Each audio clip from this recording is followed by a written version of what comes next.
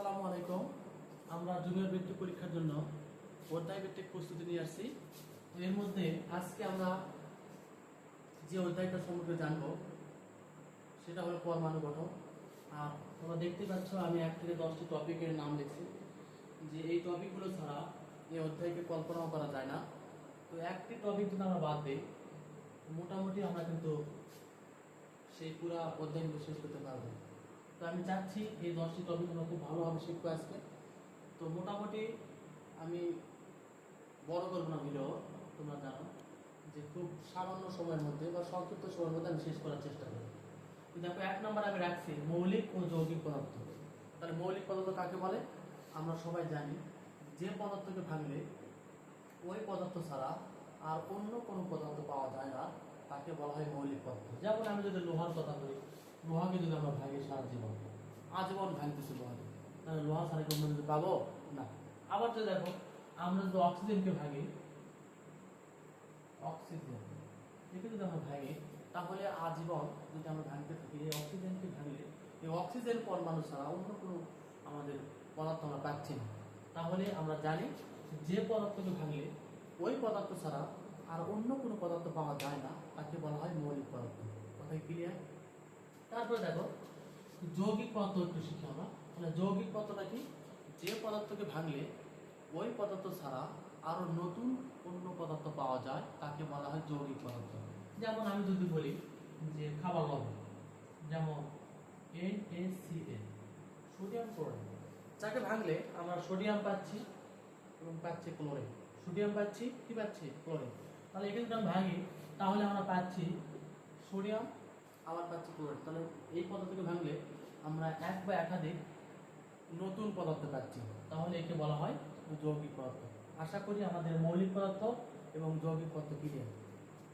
তো দেখো এখন আমরা করব পরমাণু কাকে বলা। আসলে অধ্যায়ের নামই হলো পরমাণু গঠন। আমরা যদি পরমাণুর নাম জানি সংজ্ঞা, তাহলে কেমন একটা দেখায়। পরমাণু এরকম যে মৌলিক পদার্থের ক্ষুদ্রতম কণাকে বলা হয় পরমাণু। আর আমাদের যে অণু আছে এটা হবে যৌগিক পদার্থের ক্ষুদ্রতম কণাকে অণু বলা হয়। তাহলে আমি আবার বলি পরমাণু কাকে বলে। পরমাণু এরকম যে মৌলিক পদার্থের ক্ষুদ্রতম কণাকে বলা হয় পরমাণু, এবং যৌগিক পদার্থের ক্ষুদ্রতম কণাকে বলা হয় অণু। তো দেখি আমরা একটু পরবর্তীতে যেগুলো আছে প্রতীক। তাহলে প্রতীকটা কি? আসলে আমি বলি প্রতীকটা হলো মৌলিক পদার্থের যে সংক্ষিপ্ত রূপ আছে যেটা আমরা লিখি। যেমন এখানে অক্সিজেন না লিখে আমরা এখানে শুধুমাত্র ও ব্যবহার করতে পারি। ক্লিয়ার? যেমন আমরা এখানে সোডিয়াম না লিখে আমরা Na ব্যবহার করতে পারি। আবার আমরা এখানে ফ্লোরিন না লিখে আমরা এখানে F ব্যবহার করতে পারি। তাহলে দেখো আমরা পুরো নাম লিখলাম না বা সম্পূর্ণ নাম আমরা কিন্তু লিখলাম না, এখানে শুধুমাত্র Na, F এবং ও দিয়ে আমরা কি করতেছি? প্রকাশ করতেছি। তাহলে এটা হলো আমাদের প্রতীক। ক্লিয়ার? আর যদি আমরা সংকেতের কথা বলি, তখন সংকেতটা এরকম যে যৌগিক পদার্থের সংকেত রূপকে বলা হয় সংকেত। যেমন এই যে এখানে NaCl লিখছে, যাকে বলা হয় সোডিয়াম ক্লোরাইড। এখানে আমাদের এটা কিন্তু যৌগিক পদার্থ। তাহলে এই যৌগিক পদার্থ আমি এরকম ভাবে লিখলাম না যে সোডিয়াম ক্লোরাইড, আমি এত বড় বাংলায় না লিখে আমি সংক্ষিপ্ত ভাবে লিখতে পারলাম যে আসলে এখানে NaCl, এটা হলো আমাদের সংকেত। কথা কি ক্লিয়ার? তারপরে দেখো আমরা এখন করব পরমাণু গঠন। এই অধ্যায়ে সবচেয়ে গুরুত্বপূর্ণ এবং এখানে আমি পার্সেন্টেজ দিচ্ছি 80%। 80% এটা পরীক্ষায় আসার সম্ভাবনা আছে। তো দেখো আমরা এটা একটু বিস্তারিত আলোচনা করি। বিস্তারিত আলোচনা করার জন্য আমাদের পরমাণু সম্পর্কে জানতে হবে। পরমাণুর আসলে আমাদের যে ইতিহাসটা সেটা ভালো করে জানতে হবে। তো একটু জানি আমরা এই পরমাণু। সর্বপ্রথম এই পরমাণু সম্পর্কে আলোচনা করেন ডেমোক্রিটাস বলে যে এই পরমাণুকে আর কখনো ভাঙা যায় না, এটা হলো অবিভাজ্য। কি এটা? অবিভাজ্য। আমি যদি এই পরমাণুকে বলি এই পরমাণু, এটা কিন্তু অবিভাজ্য। এটা কি? অবিভাজ্য, এটা আর কখনো ভাঙা যায় না। তো ভাঙা যায় না এটা কে বললো? সর্বপ্রথম বললো ডেমোক্রিটাস বললো এটাকে ভাঙা যায় না। তো ডেমোক্রিটাস বিজ্ঞানীর পরে আমাদের প্লেটো এবং অ্যারিস্টটল দুজন বিজ্ঞানী তারা বলছে না, ডেমোক্রিটাস তুমি ভুল। তাহলে সঠিক কি? সঠিকটা এরকম যে এই ক্ষুদ্রতম কণাকে যতবার ভাঙা হবে তত ক্ষুদ্র থেকে ক্ষুদ্রতর হতে থাকবে। কি হবে? এই পরমাণুকে যতবার ভাঙা হবে ততবার ক্ষুদ্র থেকে ক্ষুদ্রতর হতে থাকবে। যত ভাঙবা তত ক্ষুদ্র হবে, যত ভাঙবা তত ক্ষুদ্র। কে বলতেছে? এটা প্লেটো বলতেছে। কে বলতেছে? প্লেটো ও অ্যারিস্টটল বলতেছে, আমাদের বিজ্ঞানী অ্যারিস্টটল। আমাদের এই দুই বিজ্ঞানী কথা বলতেছে যে পরমাণুকে যত ভাঙা হবে তত ক্ষুদ্র থেকে ক্ষুদ্রতর হবে। তো তারপরে আমাদের জন ডাল্টন আবার সেই মতবাদ দেখতে বললো, আমাদের ডেমোক্রিটাস মতবাদ সে আবার নিয়ে আসলো এবং নিজে প্রমাণ করতেছে যে পরমাণু আসলে অবিভাজ্য। পরমাণু কি আসলে অবিভাজ্য। ঠিক আছে? তো এখানে একটা গুরুত্বপূর্ণ কথা যে প্রথমে আমাদের ডেমোক্রিটাস যে কথা বলছে পরমাণু অবিভাজ্য, এর নাম কিন্তু দেয় অ্যাটম। কি নাম দেয়? অ্যাটম। কেমন রাখবে? তাহলে এই অ্যাটম শব্দটি আমাদের এই অ্যাটম এই নামকে দেয়, ডেমোক্রিটাস এই অ্যাটম নামটা দিয়েছে। তো পরবর্তীতে আবার যখন আমাদের অ্যারিস্টটল এবং প্লেটোর বক্তব্যকে সে প্রত্যাখ্যান করলো, সেটা হলো আমাদের জন ডাল্টন।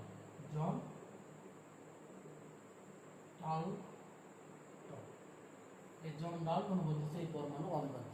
তখন আমাদের অ্যারিস্টটলের কথাটা, এই তত্ত্বটা রহিত হয়ে যায়, অর্থাৎ এই তত্ত্বটা আর শক্তিশালী হয় না। তার মানে তখন এর বলতেছে অবিভাজ্য। তাহলে আসলে কি পরমাণু অবিভাজ্য? তোমাদের কাছে প্রশ্ন হলো, আসলে কি পরমাণু অবিভাজ্য? না, পরমাণু অবিভাজ্য নয়, কিন্তু এর ভিতরে তিনটি কণা পাওয়া যায়। কয়টি কণা পাওয়া যায়?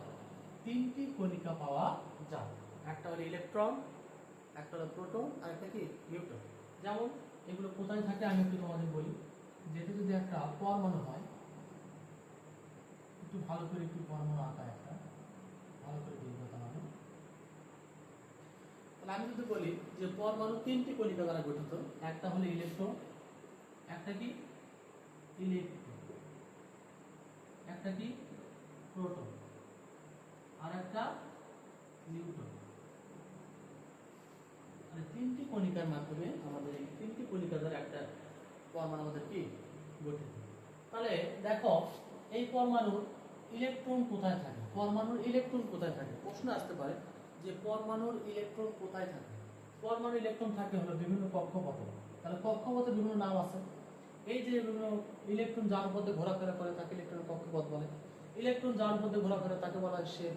ইলেকট্রন যার উপর দিয়ে ঘোরাফেরা করে তাকে বলা হয় শক্তিস্তর। ইলেকট্রন যার উপর দিয়ে ঘোরাফেরা করে তাকে অরবিট বলা হয়। তাহলে একটি শক্তিস্তরের কয়টি নাম? তাহলে একটি নাম আমরা বলতে পারি শক্তিস্তর, দুইতে বলতে পারি অরবিট, তিনেতে আমরা বলতে পারি এটা হলো শেল।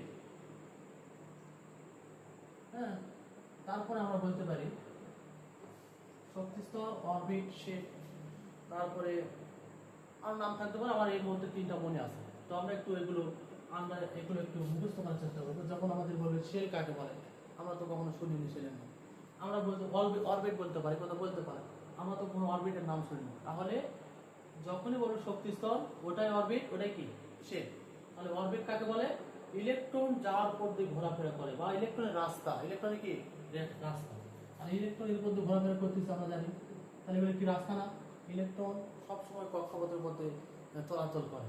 তাহলে কক্ষপথের উপর দিয়ে যারা চলাচল করে তারাই হলো কি ইলেকট্রন। এই যে আমরা দেখতে পাচ্ছি দুইটা, এখানে দুইটা, এখানে দুইটা, এখানে দুইটা। আর এখানে কেনই বা প্রথম শক্তি স্তরে 8টি না হয় 2টি হলো, দ্বিতীয় শক্তি স্তরে কেন 8টি হলো, এখানে 2টি হলো না কেন, আর 2টা দিলে কি হতো, আর এরা জোড়ায় জোড়ায় থাকতেছে কেন, এগুলো একটু বিস্তারিত পরে আলোচনা করব। ক্লিয়ার? তারপর আমরা দেখি প্রোটন জিনিসটা কোথায় থাকে এবং নিউট্রন কোথায় থাকে। তাহলে আমি একটু বলি যে পরমাণুর একটি কেন্দ্র আছে, কেন্দ্রের নাম নিউক্লিয়াস। তাহলে পরমাণুর একটি কি আছে? কেন্দ্র আছে, এই কেন্দ্রের নাম হলো নিউক্লিয়াস। একটু বুঝি আমরা সহজ ভাষায় বুঝি। তাহলে পরমাণুর একটি কেন্দ্র আছে, কেন্দ্রের নাম কি নিউক্লিয়াস। আর নিউক্লিয়াসের ভিতরে অবস্থান করে নিউক্লিয়াসের ভিতরে অবস্থান করে প্রোটন আর কি নিউট্রন। প্রোটন এবং নিউট্রন। তো আমরা একটু দেখি ভালো করে বুঝি যে ইলেকট্রন হলো ঋণাত্মক চার্জ বিশিষ্ট। কি চার্জ বিশিষ্ট? ঋণাত্মক আধান বিশিষ্ট। আধান এবং চার্জ একই জিনিস। আমি বলতে পারি ইলেকট্রন ঋণাত্মক আধান বিশিষ্ট, প্রোটন হলো ধনাত্মক আধান বিশিষ্ট, আর নিউটন হলো নিরপেক্ষ। কি এটা? নিরপেক্ষ, কোনো চার্জ নেই, নিরপেক্ষ। ক্লিয়ার? তাহলে আমরা একটু মনে রাখি, প্রশ্ন আসতে পারে পরীক্ষায় যে প্রোটন কি আধানযুক্ত, বলতে পারে নিউটন কোন চার্জ বিশিষ্ট, বলতে পারে, তাহলে আমরা কি দেবো? নিরপেক্ষ। বোঝা গেছে? আর ইলেকট্রনকে প্রকাশ করা হয় ছোট হাতের ই দ্বারা, প্রোটনকে প্রকাশ করা হয় ছোট হাতের পি দ্বারা, এবং নিউটনকে প্রকাশ করা হয় ছোট হাতের এন দ্বারা। ক্লিয়ার? তাহলে আমরা জানি যে পরমাণুর একটি কেন্দ্র আছে, কেন্দ্রের নাম নিউক্লিয়াস। আর নিউক্লিয়াসের ভিতরে অবস্থান করে কে? প্রোটন আর নিউট্রন। এবং ইলেকট্রন ঋণাত্মক চার্জ বিশিষ্ট, প্রোটন ধনাত্মক চার্জ বিশিষ্ট, এবং নিউট্রন হলো চার্জ নিরপেক্ষ। এবং এদেরকে প্রকাশ করা হয়, ইলেকট্রনকে প্রকাশ করা হয় ছোট হাতের ই দ্বারা, প্রোটনকে প্রকাশ করা হয় পি দ্বারা, এবং নিউট্রনকে প্রকাশ করা হয় ছোট হাতের এন দ্বারা। তাহলে আমরা কি পরমাণুর ভিতরে সবকিছু বুঝতে পারছি?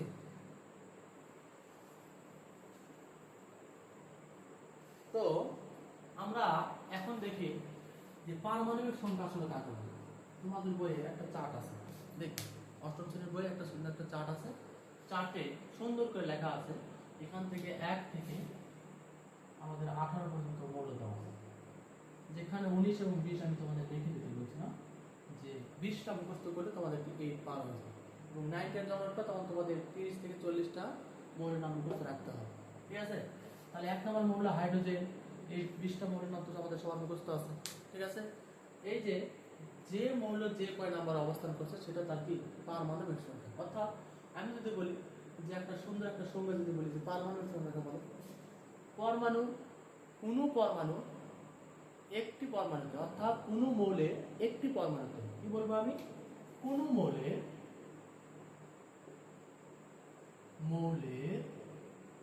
একটি পরমাণু, একটি পরমাণু মোট প্রোটনের সংখ্যা,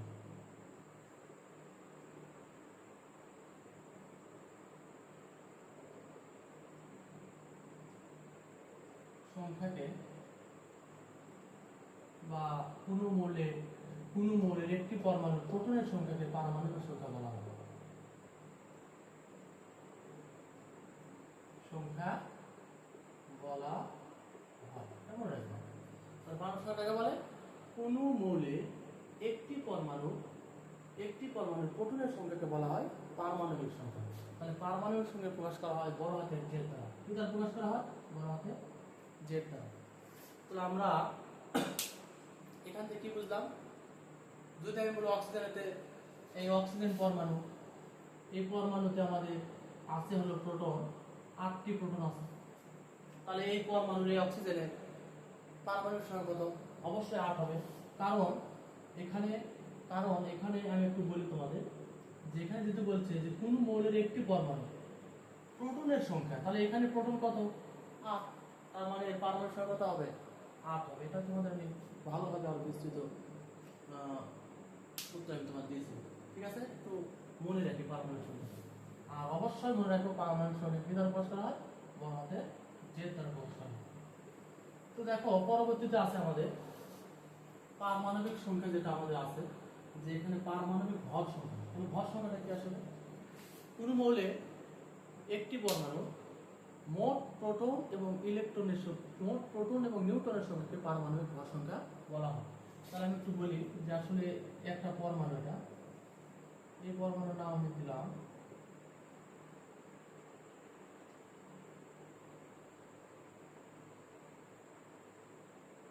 এটা আমাদের ধরলাম অক্সিজেন।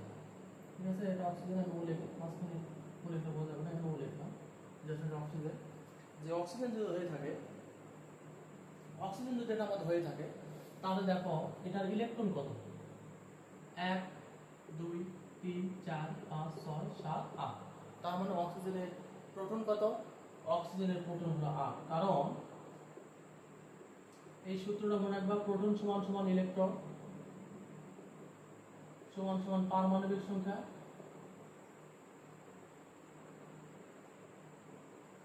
একটু বলি, এই মৌলতে, এই যে কোনো একটা মৌল, এই মৌলতে যে কয়টা প্রোটন থাকবে ঠিক সেই কয়টাই থাকবে ইলেকট্রন, ঠিক সেই কয়টাই থাকবে হলো পারমাণবিক সংখ্যা। তার মানে এই অক্সিজেন যে কয় নাম্বার মৌল, ঠিক সেই কয়টা ইলেকট্রন তাকে বসাতে হবে, ঠিক সেই কয়টায় তার প্রোটন সংখ্যা আছে। কথা ক্লিয়ার? তাহলে একটু বলি যে এই পরমাণু আমাদের ইলেকট্রন আছে হলো 1 2 3 4 5 6 7 8, তার মানে এর প্রোটন কত? 8টি। ইলেকট্রন কত আমরা বললাম কিছুক্ষণ আগে? 8টি। পারমাণবিক সংখ্যা কত? 8। তার মানে এই 8 নাম্বার মৌল, এর ইলেকট্রন 8টি থাকবে, এর প্রোটন সংখ্যা কত? 8। কথা ক্লিয়ার? তাহলে আমি তোমাদের বলতে চাচ্ছি যে পারমাণবিক ভরটা কি আসলে? পারমাণবিক ভরটা এরকম যে কোনো মৌলে নিউক্লিয়াসে অবস্থিত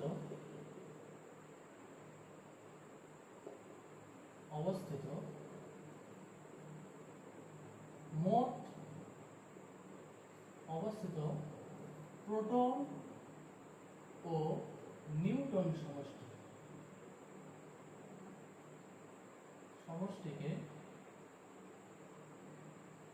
নিউটনের সমষ্টিকে আমাদের ভর সংখ্যা বলা হয় বা পারমাণবিক ভর সংখ্যা বলা হয়। ভর সংখ্যা ক্লিয়ার? তাহলে এটা যদি ক্লিয়ার হয় তাহলে আমার ভর সংখ্যা হচ্ছে, এবং এই ভর সংখ্যা প্রকাশ করা হয় বড় হাতে এ দ্বারা। এটা একটু মনে রাখি আমরা, যে এটা একটা মনে রাখি যে পারমাণবিক ভর সংখ্যাকে প্রকাশ করা হয়, পারমাণবিক ভর সংখ্যা প্রকাশ করে বড় হাতে এ দ্বারা, আর পারমাণবিক সংখ্যাকে প্রকাশ করা হয় বড় হাতে জে দ্বারা। কিছুক্ষণ আগে বললাম। ক্লিয়ার? তাহলে আমি যদি বলি যে ভর সংখ্যাকে বলে, আমরা বলতে পারবো যে কোনো মৌলে নিউক্লিয়াস অবস্থিত নিউট্রন এবং প্রোটনের সমষ্টিকে বলা হয় পারমাণবিক ভর সংখ্যা, এবং পারমাণবিক সংখ্যা বলে কোনো মৌলে একটি পরমাণুতে যে কয়টি প্রোটন থাকবে তার পারমাণবিক সংখ্যা কত।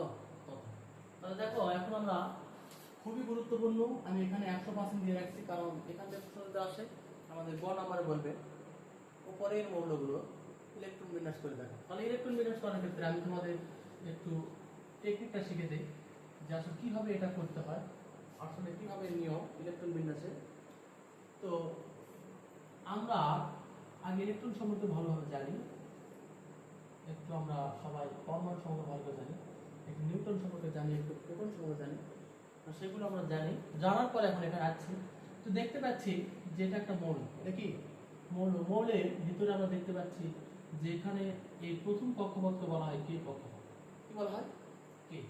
দ্বিতীয়টাকে বলা হয় কে এল, তারপরে কি এ, তারপরে কি এ, তারপরে কি ও। এইভাবে আমাদের কক্ষপথ কি হবে? চলে যাচ্ছে। তাহলে আমি যদি বলি এই কক্ষপথ যখন কে হবে, অর্থাৎ শক্তি স্তর যখন আমাদের কে হবে, অর্থাৎ কে শক্তি স্তরে যখন হবে, তখন আমাদের এন এর মান কত? এন সমান সমান এখানে 1 হবে। কথা ক্লিয়ার? তারপর দেখো যদি আমাদের এল শক্তি স্তর হয় তাহলে আমাদের এন সমান কত হবে? এটা কয় নাম্বার? 2 নাম্বার। যদি আমাদের এম শক্তি স্তর বলে তাহলে এন সমান কত? 3। যদি আমাদের এন বলে তাহলে আমাদের কত হবে? এন সমান 4। এইভাবে চলে যাবে। বোঝা গেছে? তাহলে আমাদের প্রথম শক্তি স্তরের কে যদি হয় তাহলে আমাদের বলবে 1, আমাদের এন এর মান কত? 1। তোমাদের প্রশ্ন আসতে পারে যে ইলেকট্রনের এম শক্তি স্তরের ইলেকট্রনের ধারণ ক্ষমতা কত? প্রশ্ন আসতে পারে যে এন শক্তি স্তরে ইলেকট্রনের ধারণ ক্ষমতা কত। তাহলে আমাদের এখানে ইলেকট্রন ধারণ ক্ষমতা কত, তারপরে এই ধারণ ক্ষমতার একটা নির্দিষ্ট সূত্র আছে 2n²। তার মানে এই যে আমরা নাম্বার, এই যে n কেন বের করলাম, এই ক্ষেত্রে আমাদের n এর মান লাগবে। কোন ক্ষেত্রে? এই সূত্রের ক্ষেত্রে আমাদের কি লাগবে? n এর মান লাগবে। তার মানে আমরা যদি এটাকে একটা পরমাণু ধরে ইলেকট্রন বিন্যাস করতে চাই, হ্যাঁ, আমরা যদি ছোট একটা পরমাণু ধরি, যেমন আমি বলতেছি সোডিয়াম, আমরা সোডিয়ামের ইলেকট্রন বিন্যাস করব। আমরা সোডিয়ামের ইলেকট্রন বিন্যাস করতে গেলে সোডিয়ামের পারমাণবিক সংখ্যা হলো আমাদের 11, আর অবশ্যই পারমাণবিক সংখ্যা কোথায় থাকে? নিচে থাকে। ভর সংখ্যা থাকে উপরে। ভর সংখ্যা থাকে উপরে, পারমাণবিক সংখ্যা থাকে নিচে। তো এই ক্ষেত্রে যদি আমাদের এখানে পারমাণবিক সংখ্যা 11 দেওয়া থাকে, এই সোডিয়ামের ইলেকট্রন কত হবে কেউ বলতে পারবে? ইলেকট্রন কত হবে বলো তো?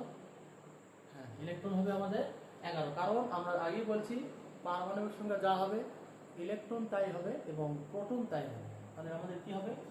ইলেকট্রন যা হবে আমাদের পারমাণবিক সংখ্যা তাই হবে, আমাদের প্রোটন সংখ্যা কি হবে? তাই হবে, সমান হবে। তাহলে আমাদের এখানে পারমাণবিক সংখ্যা আমাদের দেওয়া আছে 11, তার মানে ইলেকট্রন কত হবে 11, তার মানে এখানে 11টি ইলেকট্রন বসাতে পারবো। ঠিক কোন কক্ষপথে কয়টা ধারণ ক্ষমতা করতে পারবে, কয়টা ইলেকট্রন বুঝতে পারবে, তার সূত্র আমরা আগে জানি 2 ns পাবো। তাহলে যখন আমাদের প্রথম শক্তি স্তরের নাম কি কে, তাহলে কে শক্তি স্তরে আমাদের n এর মান কত, n সমান কত 1, তাহলে আমরা বসাই 2, এখানে আমরা n এর মান জায়গায় 1 বসালাম, এই স্কয়ার আছে, তাহলে 2 গুণন 1 এর বছর করলে আমরা একই হয়, 1 এর বছর করলে একই হয়, তাহলে 2 কে 2, তাহলে প্রথম শক্তি স্তরে কয়টা বসতেছে 2টি ইলেকট্রন বসতেছে। ক্লিয়ার? আমার মোট ইলেকট্রন আছে 11টি, আমার 2টি শেষ হয়ে গেল, তাহলে আমার হাতে আছে কয়টি 9টি ইলেকট্রন, কয়টা আছে 9টি, আমি আর 9টি ইলেকট্রন বসাতে পারবো, এটা মনে রাখবো। তারপর দেখো দ্বিতীয় শক্তি স্তরের নাম হলো n। আমি আগেই বলছি শক্তি স্তর এখানে n যদি হয় তাহলে আমাদের n এর মান হবে কত 2, তার কারণে 2 নম্বর শক্তি স্তর।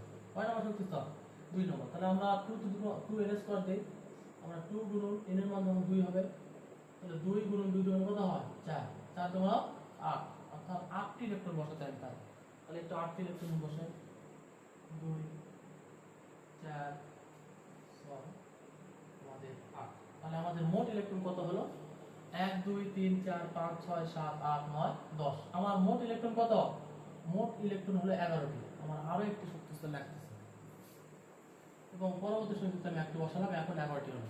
যখন আমি দেখতেছি ইলেকট্রন 11টি, তার মানে এটা কি পরমাণুর নাম কি, পরমাণুর নাম হলো সোডিয়াম। নাম কি সোডিয়াম। কথা কি ক্লিয়ার? আমরা কি এখন এই ইলেকট্রন করতে পারবো? আমরা শুধু পারমাণবিক সংখ্যা মনে রাখবো, মানে আমাদের উদ্দীপকে এইরকম ইলেকট্রন বিন্যাস দেওয়া থাকবে না, দেওয়া থাকবে আমাদের একটা দেওয়া থাকবে x, এখানে দেওয়া থাকবে 10, এখানে দেওয়া থাকলো y, এখানে 9 দেওয়া থাকবে। আমাকে বলবে যে উদ্দীপকে x ও y মৌলের ইলেকট্রন বিন্যাস করে দেখো। আমরা কি পারবো তখন? হ্যাঁ, তখন আমাদের ইলেকট্রন, যখন আমাদের এখানে ইলেকট্রন বিন্যাস করতে বলছে, পারমাণবিক সংখ্যা যত ইলেকট্রন সংখ্যা কিন্তু তত। এই পারমাণবিক সংখ্যা 10 মানে ইলেকট্রন সংখ্যা কত 10। এখানে y এর পারমাণবিক সংখ্যা 9 মানে আমাদের ইলেকট্রন কত 9টি। তার মানে এখন আমরা সেইভাবে হিসাব করে 2n² সূত্রের মাধ্যমে আমাদের শক্তি স্তরের যে মানগুলো আছে আমরা n এর মান বসিয়ে আমরা এভাবে করব। ঠিক আছে? তাহলে আমরা পারবো সব। তো দেখো সময় কমের কারণে আমি একটা করে দিচ্ছি, পরবর্তী তোমরা করবা। তো তারপরে আমাদের আছে হলো ইলেকট্রন বিন্যাসের পরে আমরা রাখছি হলো ধাতু, অধাতু এবং অর্ধধাতু। তাহলে আমাদের এখানে আছে হলো ধাতু। ধাতুটা কি জিনিস? ধাতু হলো এরা সব সময় চকচকে হয়, হ্যাঁ, সব সময় আওয়াজ করে, ধপধপ আওয়াজ করে। তাহলে এগুলো কি হবে? চকচকে ধপধপ আওয়াজ করে এবং বিদ্যুৎ পরিবাহী, এরা হলো কি ধাতু। আবার যে মৌলগুলো বা যে পরমাণুগুলো ইলেকট্রন ত্যাগ করে ধনাত্মক আয়নে পরিণত হয় তাদের বলা হয় ধাতু। ইলেকট্রন কি করবে? ত্যাগ করবে। ইলেকট্রন কি করবে? ত্যাগ। ইলেকট্রন আমাদের ত্যাগ করবে, ত্যাগ করে ধনাত্মক আয়নে পরিণত হবে, তাহলে সেটা কি হবে? আমাদের ধাতু হবে। তাহলে অধাতু উল্টা, তাহলে ইলেকট্রন কি করবে? গ্রহণ। কি করবে? গ্রহণ করবে। গ্রহণ করে আমাদের কি হবে? ঋণাত্মক আয়নে পরিণত হবে, তাহলে এটা কি হবে? অধাতু। বা এরা ধপধপ আওয়াজ করে না, বিদ্যুৎ অপরিবাহী, হ্যাঁ, তারপরে আমাদের চকচকে নয়, এটা হলো কি? অধাতু।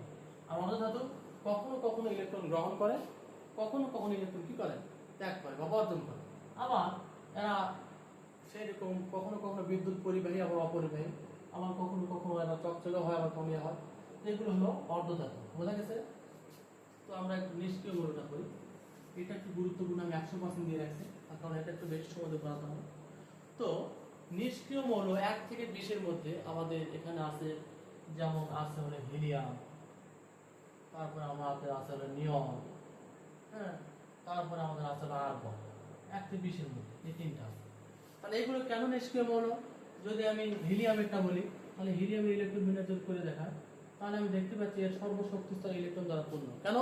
কারণ এর সর্বশক্তি স্তরে 2টির বেশি ইলেকট্রন বসতে পারবে না। কি জন্য? আমি যদি এখানে দেখাই 2n², তাহলে প্রথম শক্তি স্তর, তাহলে n এর মান কত 1, তাহলে 2 গুণন 1 সমান 2, তার মানে 2 এর বেশি আমি 3 বসাতে পারবো না। তার মানে এই কিন্তু সর্বশক্তি স্তর, সর্বশেষ শক্তি স্তর ইলেকট্রন দ্বারা পূর্ণ থাকে।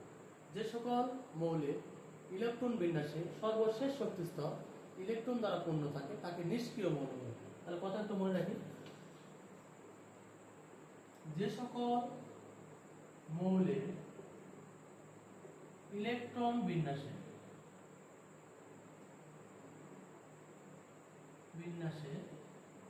সর্বশেষ শক্তি স্তর। ইলেকট্রন দ্বারা পূর্ণ থাকে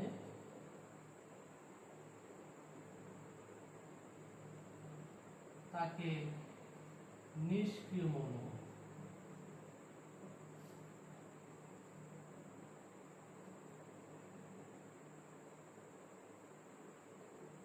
নিষ্ক্রিয় মৌল বলে। তাহলে আমরা একটু মনে রাখবো যে নিষ্ক্রিয় মৌলটা কাকে বলে। যে সকল মৌলে, যেমন এখানে আমি হিলিয়াম রাখলাম, তারপর দেখি নিয়ন, দেখি নিয়নের একটা আকার কি হবে, নিয়নেরটাও থাকলো।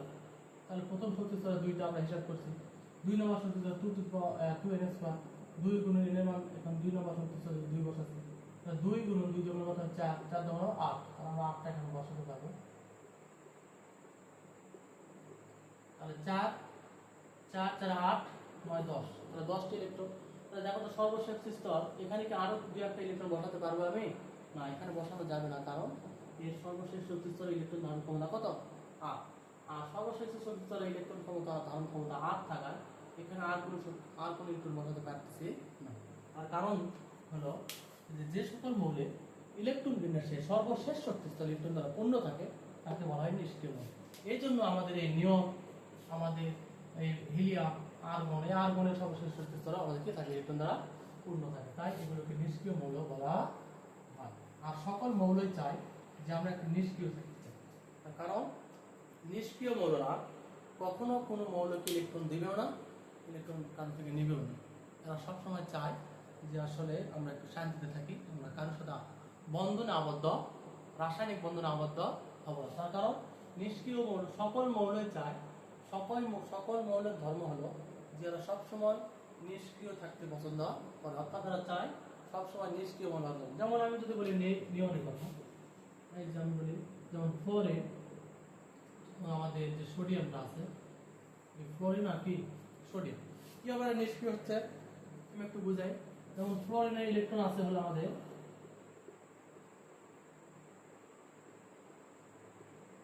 এখানে দেখো hydrogen, helium, lithium, beryllium, boron, carbon, nitrogen, oxygen, fluorine. তাহলে এটা আমি ফ্লোরিনের ইলেকট্রন বিন্যাস। যদি আমি এখানে সোডিয়াম একটা বলি,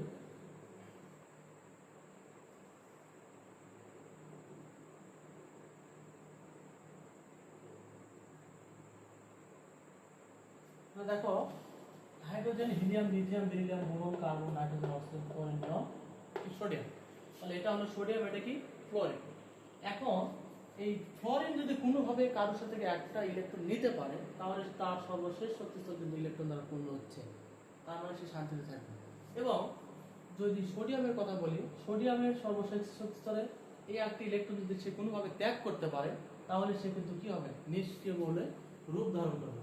তখন আমাদের ফ্লোরিনের সাথে দেখা, যেমন হাসরের ময়দানে একটা নেকির জন্য সন্তান তার পিতার কাছে যাবে, পিতা তার সন্তানের কাছে যাবে, মাতা তার সন্তানের কাছে যাবে, সন্তান তার মায়ের কাছে যাবে, একটা মাত্র নেকির জন্য। ঠিক তেমনি এরা শুধুমাত্র শান্তি থাকার জন্য এই চাচ্ছে একটি মাত্র ইলেকট্রন আমি শুধু বর্জন করতে পারলে তোমরা শান্তি হবে।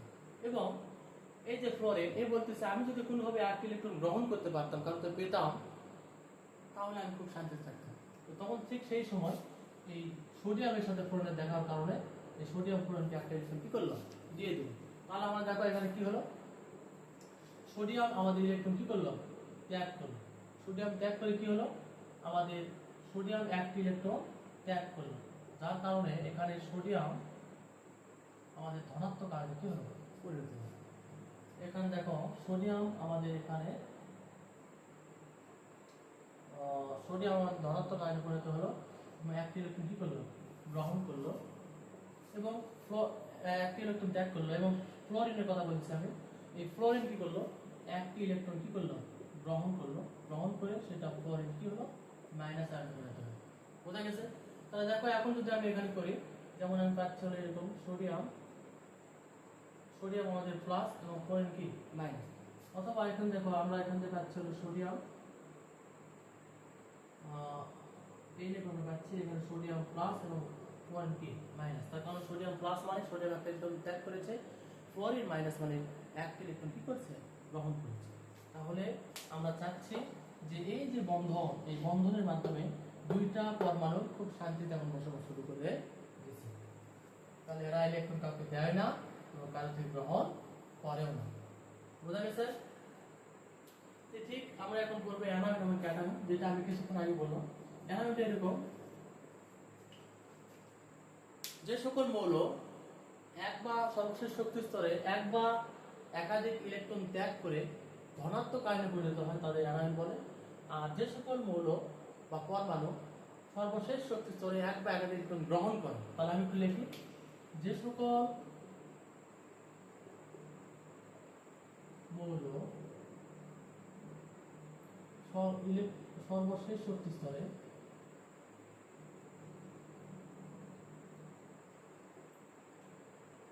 এক বা একাধিক ইলেকট্রন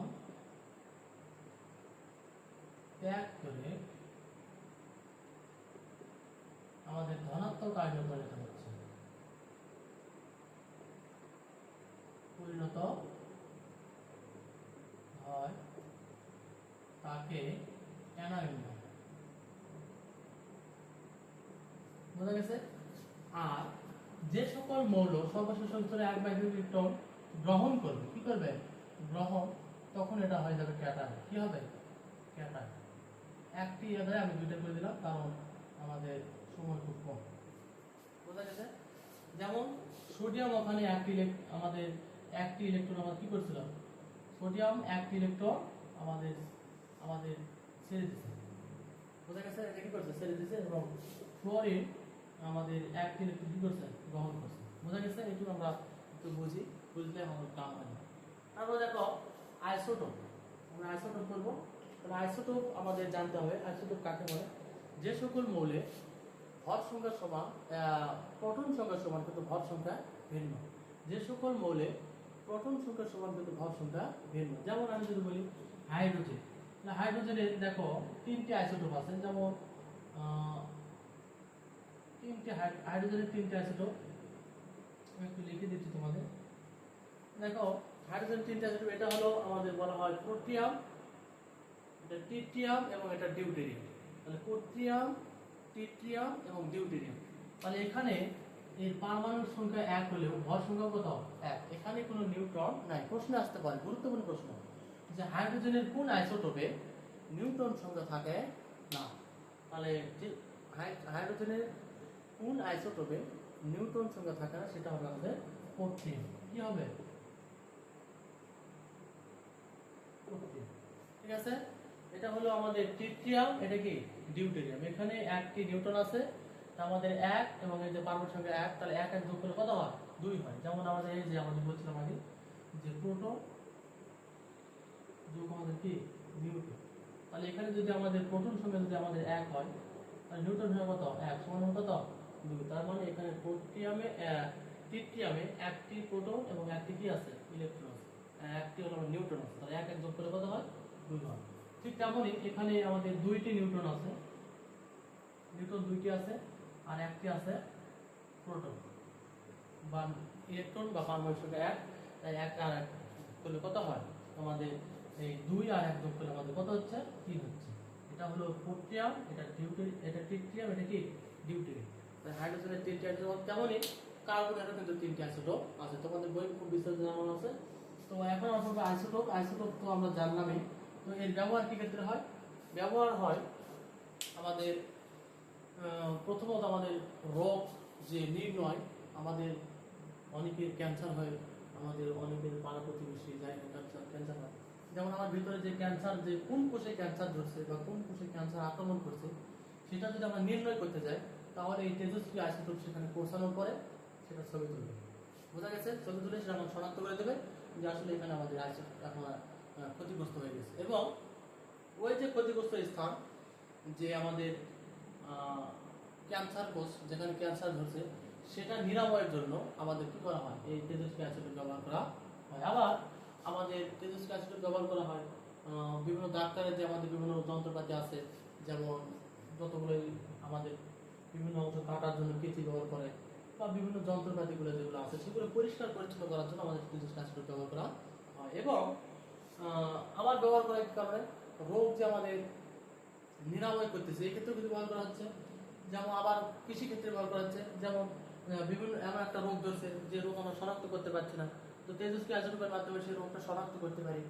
তারপরে যে আমাদের কৃষিক্ষেত্রে কোন জমিতে কি পরিমাণ সার লাগবে, বেশি নাকি কম, বা সেটা নির্ণয়ের জন্য আমাদের কিন্তু তেজস্ক্রিয় আচরণ ব্যবহার করতে হচ্ছে।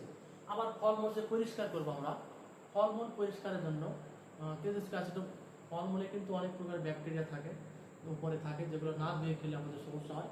এগুলো পরিষ্কার করার জন্য অনেকে দেখবো যে চকচকে, দোকানে দেখবো যে ফল চকচকে দেখা যাচ্ছে, এত চকচকে হবে গাছ থেকে পাড়ার পরেও তো এরকম চকচকে হয় না।